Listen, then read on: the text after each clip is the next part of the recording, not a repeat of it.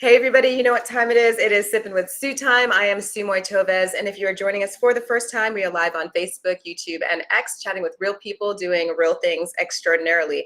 And we find ourselves again at the end of another amazing week, and I am so thrilled to catch up with tonight's guest on everything that has to do with bees and our veterans. And it's a unique, fun marriage that is put together. So please welcome Alden Reid. How are you, my friend? I'm doing good. How about yourself? I'm good. Cheers. Cheers to Friday and the weekend. TGIF.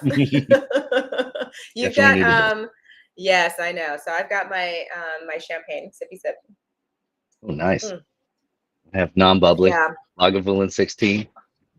Yeah. I'll have to ask my husband if that's yummy or not. I don't know anything about that. I only know everything about Oban. So Oh, we it, went to Scotland and we did the Oban tour and that was amazing. And I was like, I don't even like whiskey. And then I was like, ooh, this tastes really delicious. it's like the same family of distilleries, but Hmm. this is like if you really like the peat flavor, No. this one's at the very far end of the peat flavors.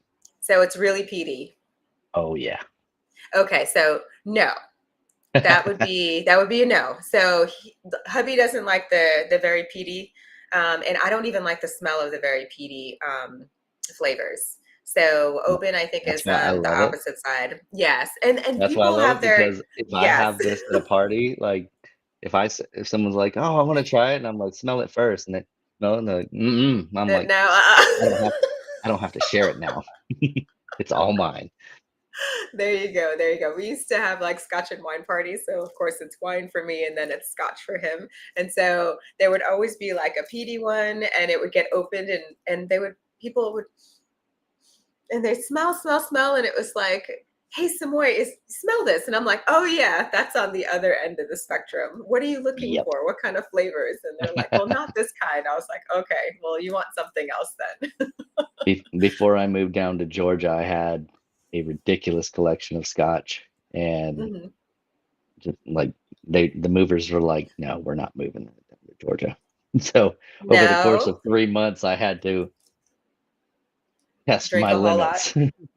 Be like, cheers, you guys, we're having a party. Yep. Well, no, I That is didn't really. awesome. There's only like two people I would invite over to join in on those things. Oh, you weren't even sharing. Rude. Oh. So many people are gonna be like, "Oh no, I just like the like really specific, like easy ones," and I'm like, "It's not what I buy. Like, I Yeah, really yeah, like yeah. the deep end," and it's like I have a couple friends that they'll go deep on scotch, so I'm like, "Okay, Hmm. let's go." Nice, Fun nice. stuff. Awesome. So, outside of Scotch, how about you tell us a little bit of background on yourself so that folks can get acquainted with you? So Alden Reid, straight out of high school into the Air Force and did tactical comms for 3.5 years, and then got shipped off to Korea and did intel comms for a little over a year and a half. And from there, got out of the military, but never really left. I've been I Like was a most of us, contractor. right? Yeah. So I went into contracting, DC area for '07 to 20 December, very end of December 2020. And then middle of COVID realized did I was a remote worker and didn't actually need to live there. And so I moved to the mountains in Georgia. And I packed up my bees in my truck and shipped my family down here. And now we live in the mountains in Georgia. But Beautiful. That's wonderful. And so you've got you've got family, so you've got wife and how many kids? wife and two daughters. Aw, Yeah. you're in a house full of females. Cheers. It's always a good time, right? I travel for work, so Yeah, got to get well, away from it yeah. somewhere. Oh my goodness. Oh my goodness. Okay, so tell us a little bit about the nonprofit. So there are so many nonprofits out there doing so many amazing things for our service members. You know, we come from the Air Force, we come from the military, and there are so many different outlets and avenues for our veterans to do things, to get help, to just to kind of Yeah. acclimate after service. And so to find this one, which I think is so unique, I'm so intrigued. So Hives for Heroes, please tell us about it. So the way I found Hives for Heroes, it was like I was already beekeeping for a little over a year, and I heard a podcast where the founder Steve Jimenez was on. It was a podcast called The Hive Jive, and it was actually out of Texas. It was a like a certified master beekeeper out of Texas, and like an old hunting fishing guide, and it's just an interesting pair of two personalities coming together. But they talked bees and basically how this hunting guide was learning beekeeping. And at the time, I was trying to learn more about it while I was doing it. And so it was a good way to find information out. And they had Steve on to talk about Hives for Heroes. And I was like, oh, this is amazing. But the way it works is for a new beekeeper, you can join as a newbie, or if you've been beekeeping for at least 3 years, you can come in as a mentor.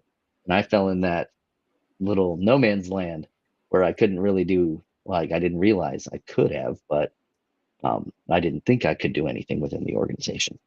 So it kind of just fell by the wayside. And then all through COVID, kept beekeeping. And then I went to a beekeeping conference January of last year. And during opening ceremonies, like Pledge of Allegiance, all that stuff, they had Steve up there. And he's up there like thanking veterans and everything. And I was like, know this guy from somewhere. And then mentioned Hives for Heroes, and it all clicked. And I was like, oh, as soon as this ends and we're going to the trade show hall, I'm finding those guys. And it's that weird thing of like the folks that were in the military and served and all of that.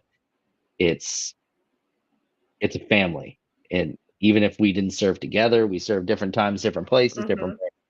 But it was the first guy I talked to over there was the lead, Matt Booth. He's our lead out of North Carolina, Army Ranger, and he and I hit it off. Now everybody thinks we're twins because we're short, stocky, red beard beekeepers, and we all wear Hives for Heroes stuff, so we always wear the same clothes.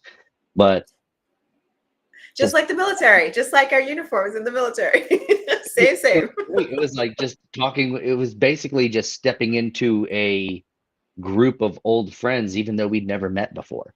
And my wife and I ended up spending all week with those guys and guys and girls. Um, and it was just, yeah, this is definitely something I need to be involved in. And like there was like mentorship is like the first step for anybody that's been beekeeping for like a couple years. And but I noticed Georgia didn't have a state lead. We had a bunch of folks, and I was asking them about it over the week, and they were like, "Yeah, we got a whole bunch of folks like newbies, but not a whole we're like at a 1-to-4 ratio at that time for newbie like mentors to newbies." So it was something that I decided, you know what, I really need to step into this and try and bridge that gap. And because I just Mm-hmm. love talking to people, and it was like, you get me talking about bees and veterans, I'm good luck getting me to shut up during this interview. I'm gonna keep going. But Eyes for a Hero, like the whole purpose of the organization is focused on uh, people. Like we like to say, we're a people organization that focuses on bees and veterans. Mm-hmm. And a big thing, like the way the military works, like when we showed up to a new duty station to do a new job, what was the first thing they did? They assigned you a mentor to do OJT and start learning, and you learn from those folks. And then as you start building that skill set, then you get to a point where you can do that skill on your own. And then you build on that. And then you get to a point where the next new guy shows up and it's, hey, you're training them now. And traditionally, beekeeping is that same way, where a new beekeeper comes in and they find a mentor, and the mentor teaches them and they learn the skill of beekeeping. And because there's so many different ways to beekeep. It's like a running joke within all of beekeeping is, if like you ask 10 beekeepers their opinion or how to do something, you're going to get 12 to 15 different ways of doing it. Mhm. And so we try to focus on that one-to-one mentorship to bring someone along and bring them into that community, because like we stayed in the pretty like the DoD community when we got out. There's a lot of folks that they leave and they go off to middle of nowhere where there's no base, there's no DoD, there's no like federal contracting, anything like that. They're just back off wherever they are, and they've stepped away from their community, and they didn't really. It, it's not something you realize until, oh, now my entire life's changed. My community is gone. I need to find a new community, because if you don't have that, depression can set in, and it it's real. Like there's so many. Everybody talks about it. Like almost all these veterans organizations, they're focused on trying to help the veterans so that they don't fall into depression. They don't like make a choice that they don't live to regret, because it's just a permanent choice to a temporary problem. And our way of doing that is by beekeeping. It's bringing them back to nature. It's bringing them back to a community that operates very similar to the military. So it's almost like changing gloves. So we love it. Yeah. Yes. Yes. So you said you were beekeeping beforehand, or how many years were you in before you got into Hives for Heroes? Because I think I missed that. A little over a year. A little Or over a no, year. So you were no, I was a little over a year before I heard about them. By the okay. time I got in, I was just over 3 years. Okay. So you had been doing this on your own, right? So how did you get into beekeeping on your own? How did you get into even wanting to do that? Like what inspired you to be a beekeeper? I would go to the county fair every year, and the local beekeepers associations would have a observation hive where they had a bunch of bees in like behind a glass pane, and I'd stand there for 20, 30 minutes just staring and watching them. Like that is so cool. I really want to do that.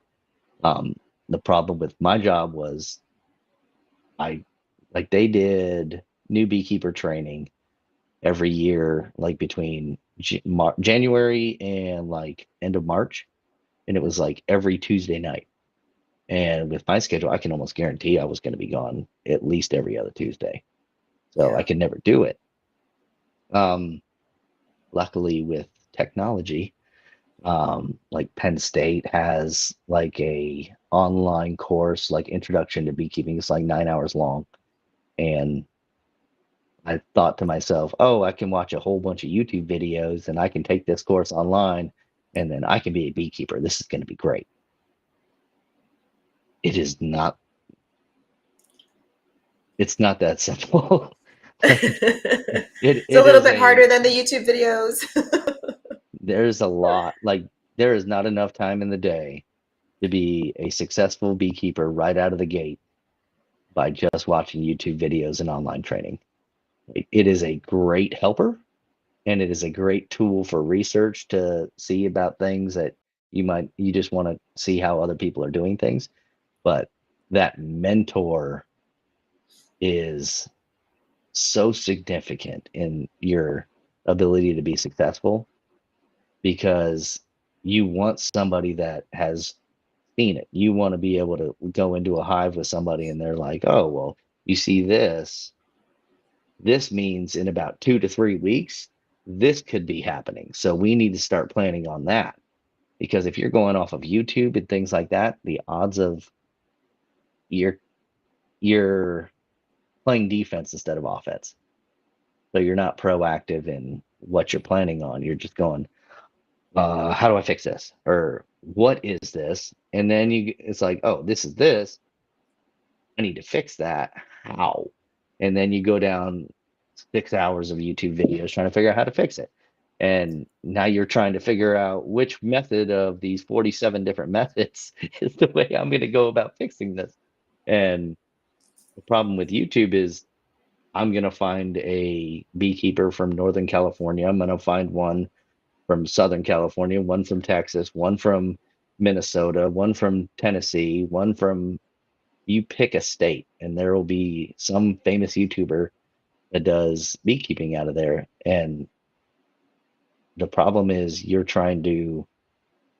can't successfully, for the most part, gauge how to do things off of somebody that's in a completely different region and climate than you.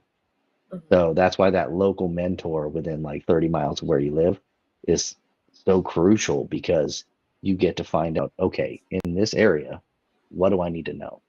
Because in about 2 weeks, the red maples are going to start blooming here in Georgia. And that's the start of the beekeeping season here. In Okay. Texas, you guys are probably going to be around the same. In Virginia, they still got like 3 to 4 weeks. And in Alaska, their bees don't come out till June. So it is completely Very different. different. Yeah, yeah, Yeah. yeah, yeah. Yeah. So, Crazy. So we talked a little bit about the sponsorship mentality. So in the military, you have a new person coming into a base or at their port or wherever, yeah. and you have a sponsor come in and they're going to lead the way and then help them, that mentor. So tell us a little bit more about the correlation between beekeeping and our military members when it comes to some of the things that are really critical within our military lives, like the adrenaline, the problem solving, the different things that correlate within the beekeeping realm also, and our Oh, military yeah. members. Oh, yeah. Like, so I have 25 colonies right now. And um, there is a photo that I have on my Instagram, and it just shows I only collect pollen from 3 different colonies within my apiary right now. And it was something I tried out last year. Difference between those three on like a single day, like there's a photo that I put on Instagram, and it shows the trays from 2 different colonies, and you can see that the pollen that they collected is completely different. So when you have multiple colonies, you are solving a different problem for each colony at any given time. So it's a lot of multitasking, it's a lot of problem solving, but it's also a lot of like planning. And that's another big thing that helps with like veterans with depression, things like that, is a lot of times they fall into that despair, and it's because they're not planning far enough out. In Mhm. beekeeping, you can't, you're not going to be successful if you're just looking at today and tomorrow. Like you need to be thinking about next week, next month, next year, Mhm. because I can look at like I'm looking at my hives like a couple weeks ago, and I can see, okay, these hives are coming out of winter strong, but these hives are very weak. And so as soon as I get a warm day where it's not raining, I know I have to run down there and try and mitigate that now, because otherwise they won't make it to spring. And if they don't make it to spring, then okay, what do I do to make sure I have enough colonies to get like into spring before like all of the nectar flows hit? Because the nectar flows are what brings in all of the honey. And Mhm. I also have to plan for what flowers are blooming at what times, and like times of year, and when, like if you want to do, if you go to the grocery store, you'll see like varietal honeys. Mhm. Like you see clover, you see like wildflower, and then like Avocado. Texas. Yeah, I haven't That's seen my that one. favorite. That's my favorite. Avocado. It's so good. It's a dark, like syrupy color. Oh, it's so good. Avocado. It's so good. And I it's did a funny whole like because honey tasting before, so it was like my by far my favorite. So so that one right there. These are my TSA approved honey bottles. I'm trying to do it Oh, here, okay. but Okay, that so one's a darker wildflower. one. Uh-huh. But like one thing I started doing is I started collecting honey from like trying to do all 50 states. Ideally, I'd like to Hmm. do all 50 states from veteran beekeepers, but Hmm. right. So whenever I travel, I try to like match that up and like find Hmm. a veteran beekeeper in the area where I'm going and see if they'd be willing to trade honey and things like that. Like it's my nerd thing to do, but I Yeah. love it. But yeah, it's a lot of the planning. It's a lot of the camaraderie because your local beekeepers association. That's like your in Air Force wise. That's like your squadron. And Hmm. then you get to like your state beekeepers association. That's your group or Hmm. your command. Like, and then you have like the American Beekeepers like Federation. I can't remember what it's called. Once it gets that high, I don't really pay attention. But yeah, that's like Air Force wide. Yeah, But gotcha. yeah, But it's and got the like structure, it's got the camaraderie, it's got the a little bit of that, like I said, adrenaline, kind of the adrenaline is element. definitely there. Yeah, and you have to Like, suit up. So it's like you have to have the same uniform on every single day. So there's a lot of those elements that are definitely in line with like what we do and in the military. and So, different folks like different levels of suiting up. I'm sure you've probably seen that. There's a lady out of Texas, mhm. um, flowing blonde hair, like, and she will go there and start handling the bees, no suit, anything like that.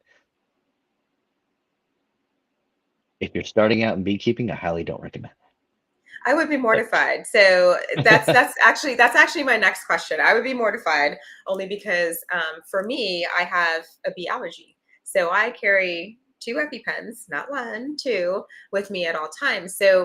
Um, so what if you're absolutely mortified because you have a bee allergy and you want to be, you want to get in there and you're like, okay, I want to do Hives for Heroes. So it's your recommendation would be like, okay, fully suit up, find your mentor, and we're going to walk hand in hand and knock this thing out. Is that like kind of maybe?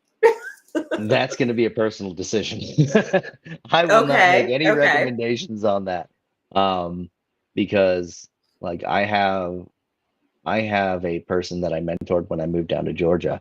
Hmm. Um, they let me put my hives on their property under the like agreement that I would teach her how to keep bees, Okay. and as long as but yeah, like I could keep my bees there as long as I taught her how to keep bees until I Hmm. found a house down here, and then I can move my bees here.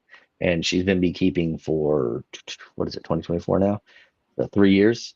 Hmm. And the issue for her was that the every time she got stung, even though she was wearing a suit, her reaction to the bee stings got worse.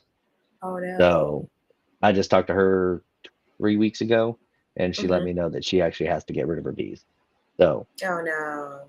it's So going to you're be a finding you're personal finding a decision. home. Yeah. So you're finding a home to relocate She them. already found somebody that Okay. wants to take over and do all that, Uh huh. and that's awesome. Like I completely understand it. Like Hmm. she's very sad because she loved keeping bees, Hmm. but it's just for her it was a It's personal decision for safety. yeah. Um, Yeah.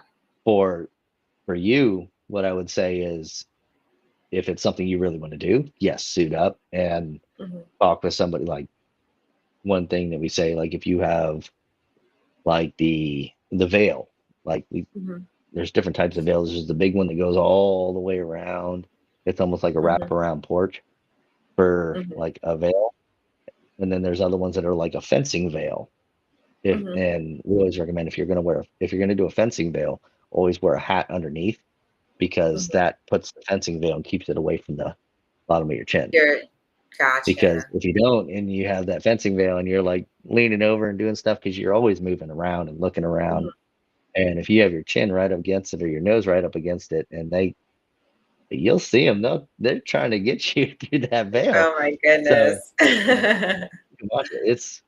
it's funny because you're in a hive, and sometimes, like, when there's no nectar out there, like middle of summer, we call it the dearth, Hmm. and bees don't want you in their hive because they're trying to protect all of their food stores. They're trying to protect everything at that point. Hmm. Like when there's a Hmm. lot of flowers blooming and everything, they don't really care. They're pretty docile for the most part. Hmm.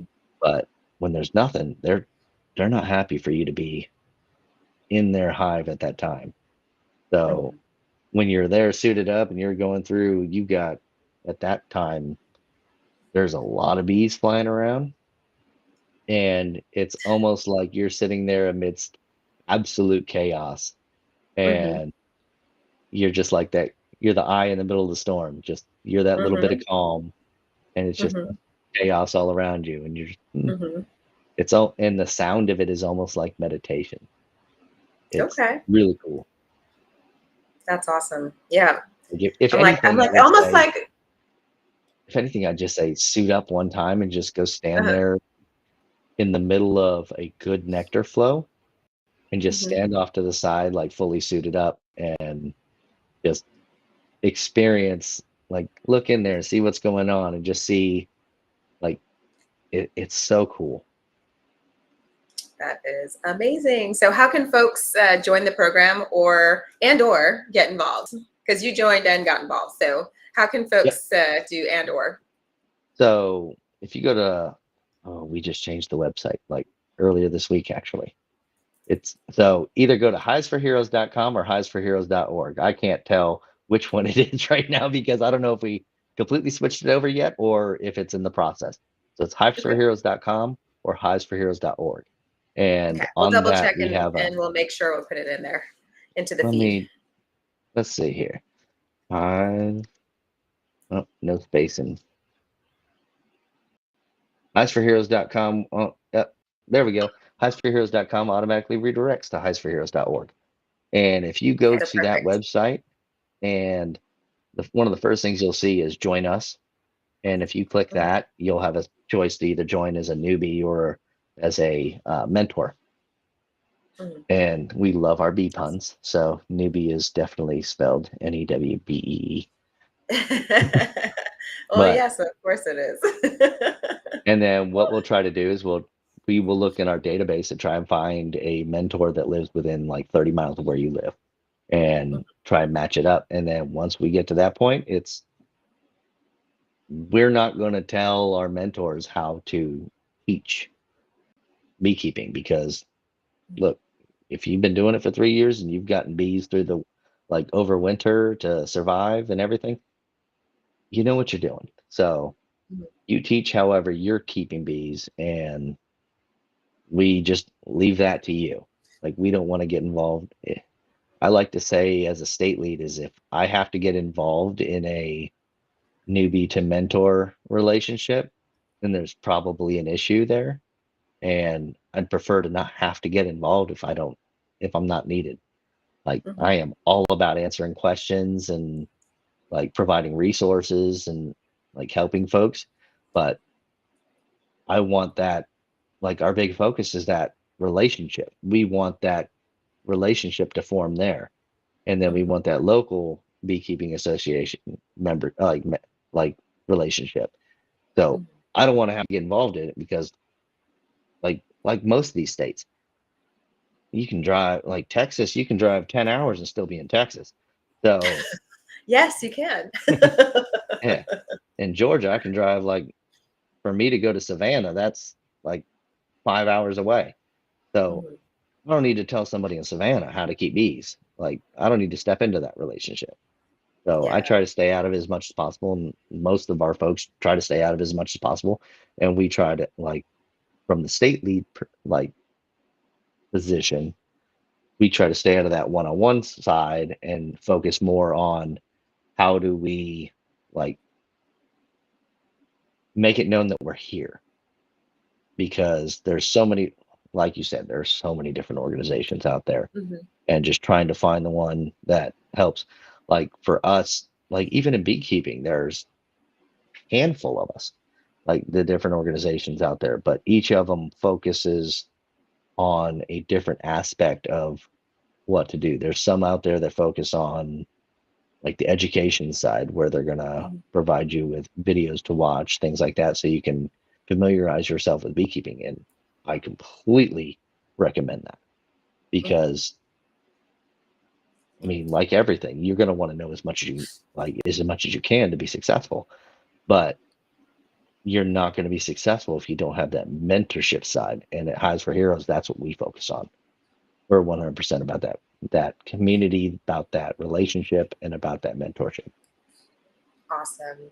Well, thank you so much for coming on and chatting with me. I enjoyed it thoroughly, so thank you. And is there anything else you'd like to add?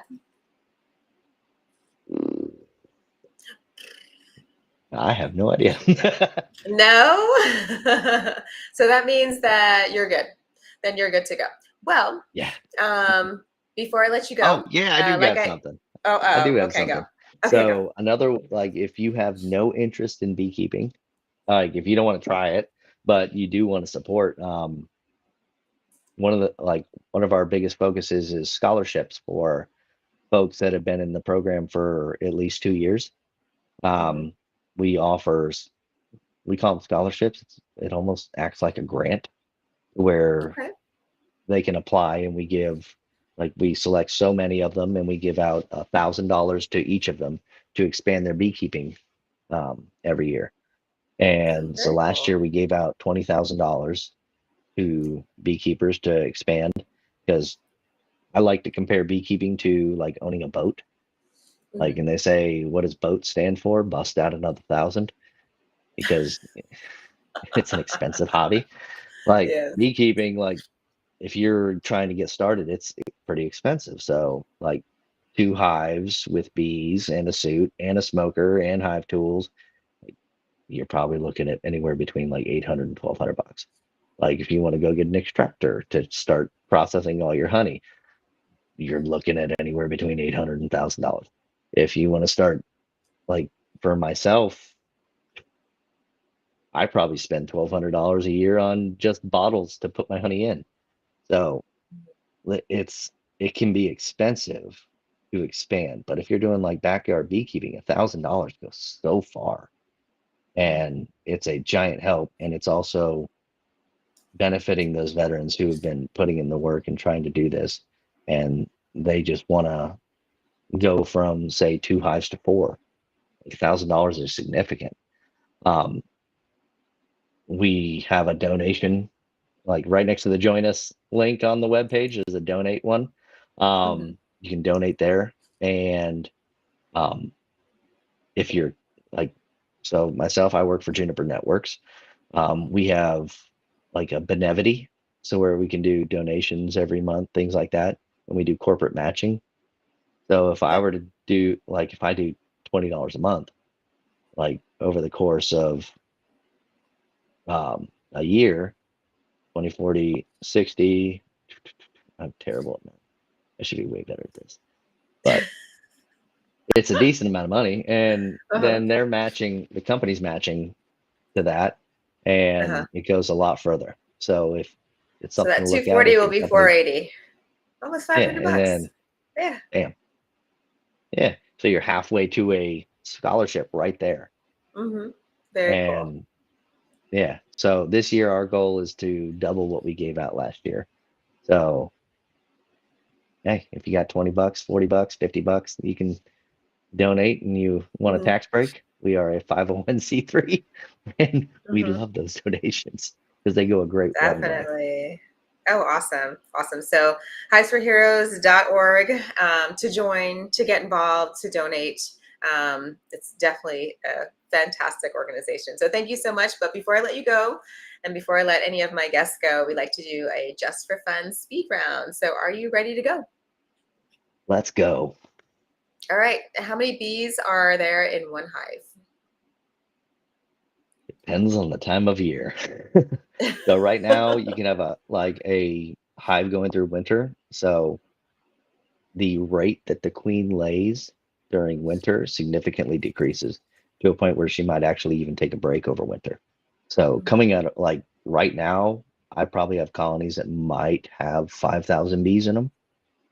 And end of April, those same hives might have 70,000 bees in them. It's So crazy.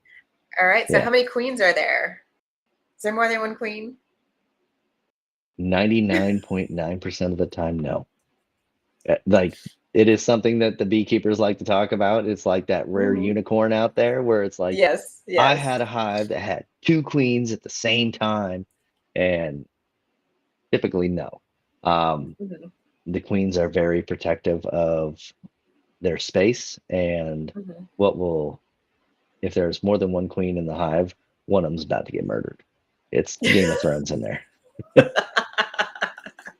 All right. So So when you're not, like when you're before, not, like yeah. before, like you've seen like the big balls of bees that are like everybody posts the videos and pictures of like the giant balls of bees. Those are Uh-huh. swarms from when a hive gets too big for their colony, Mm-hmm. they'll swarm Mm-hmm. off. But right before they swarm, like what they'll do is they'll lay a couple new queen cells or Mm-hmm. hatching new queens.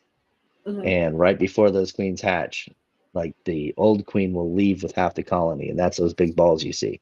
What happens back at the hive is first one to hatch goes around and starts murdering all the other ones while they're still in their cells, so that she can Game of make sure that Thrones, she's, legit, yep, legit Game of Thrones. she wants to make sure that like there are some straight queen battles going on, and they want to That make is sure that freaking they are the awesome. only one.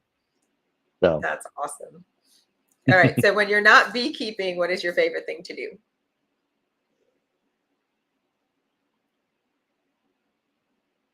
right now it's Mario Kart with the kids.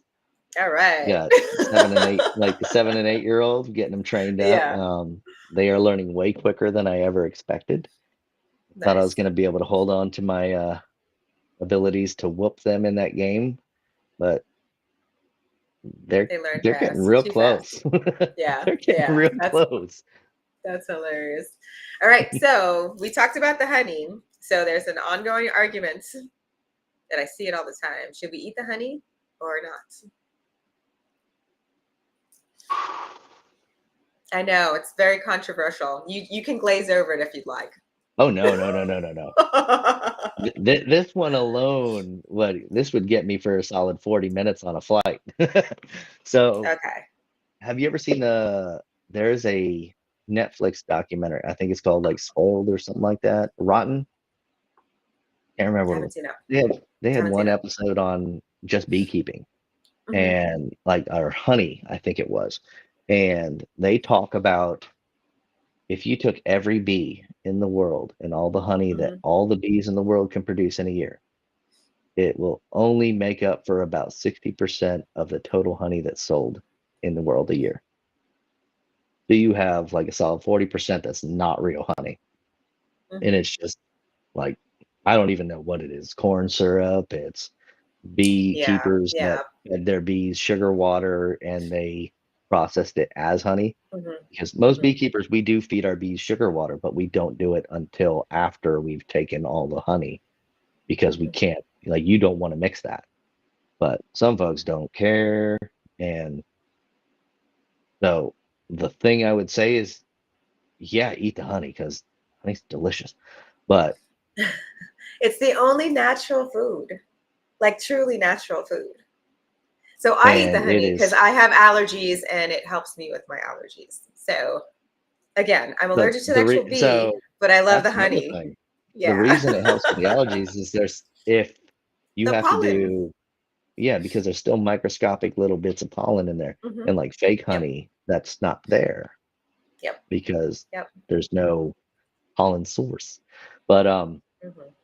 yeah, I would yes, eat the honey, Hmm. preferably know the beekeeper because then you Yes. know from That's the other where it's thing. coming from. And how If you it's go to the being grocery sourced. store, And yes, yes, I and agree.